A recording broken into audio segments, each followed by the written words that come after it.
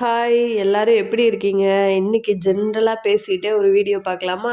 நானும் இன்னைக்கு காலையில எந்திரிச்சதுலேருந்து வேலை பார்த்துட்டே இருக்கேன். இதுக்கு முன்னாடி போட்டிருந்த 2 ஷார்ட்ஸோட கண்டினியூஷன் ஷார்ட்ஸ் தான் இது. இது மட்டும் கொஞ்சம் பெரிய ஷார்ட்ஸாக இருக்கும். என்னோட நைட் ரொட்டீன் தான் இன்னைக்கு நான் உங்களோட ஷேர் பண்ணிக்க போகிறேன். பாத்திரம்லாம் நிறைய இருந்தது. சரி கழுவிடலாம், கழுவுனா தான் நாளைக்கு காலைல ஸ்மூத்தாக போகும். நாளைக்கு என்னோட ஹவுஸ் ஹெல்ப் லீவில் இருக்காங்க. அதனால இன்னைக்கு நான் தான் விளக்கி ஆகணும். அதான் அந்த விளக்குற வேலையெல்லாம் பார்த்துட்ருக்கேன். அவங்க வந்தாலுமே எனக்கு நெக்ஸ்ட் டே ஏதாவது ஒர்க் இருக்குது, பாத்திரம்லாம் வேணும் அப்படின்னா நானே கழுவி எடுத்து வச்சுப்பேன். எனக்கு பாத்திரம் கழுவுறப்ப கொஞ்சம் ஸ்ட்ரெஸ் ரிலீஃபாக இருக்கிற மாதிரி இருக்கும். எனக்கு கொஞ்சம் நல்லா இருந்தால் நான் அன்றைக்கி பாத்திரத்தை கழுவுவேன். அது கொஞ்சம் விளக்க என்னோட ஸ்ட்ரெஸ் அப்படியே குறைஞ்சிட்டே இருக்கிற மாதிரி இருக்கும். இது எனக்கு ஒரு தெரப்பி மாதிரி தான்.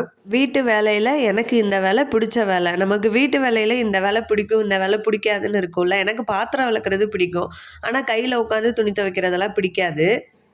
குழந்தைங்கலாம் இன்றைக்கி கொஞ்சம் வேகமாகவே தூங்கிட்டாங்க. அதனால கொஞ்சம் ஃப்ரீயாக பீஸ்ஃபுல்லாக பண்ணிகிட்ருக்கேன். இல்லைன்னா அரை மணி நேரத்தில் முடிகிற வேலை 1 மணி நேரம் ஆனாலும் முடியாது.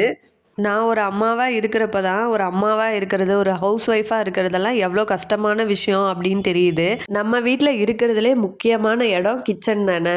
ஒரு வீட்டோட இதயமே அந்த வீட்டோட கிச்சன் தான். அந்த வீட்டில் இருக்கிறவங்க சந்தோஷமாக இருக்கிறதுக்கும் சரி, அந்த வீட்டில் இருக்கிறவங்க ஆரோக்கியமாக இருக்கிறதுக்கும் சரி, அந்த கிச்சன் தான் ரொம்ப முக்கியமான இடம்னு நான் நினப்பேன்.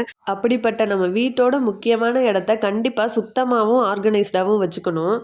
நாங்கள் ஈவினிங் டீ குடிக்கலாங்கிறனால இப்போ டீ போட்டுட்ருக்கேன். ஹஸ்பண்டும் கேட்டாங்க, எனக்கும் ரொம்ப வேலை பார்த்து டயர்டாக இருந்தது. சரி டீ போட்டு குடிச்சிடலாம் அப்படின்னு டீ தான் போட்டுட்ருக்கோம். இந்த பழக்கத்தை மட்டும் என்னால் மாற்றிக்கவே முடியல. நானும் ட்ரை பண்ணுறேன். ஆனால் ஒரு நாளைக்கு 2 தடவையாவது கம்பல்சரி டீ குடிச்சிடணும்.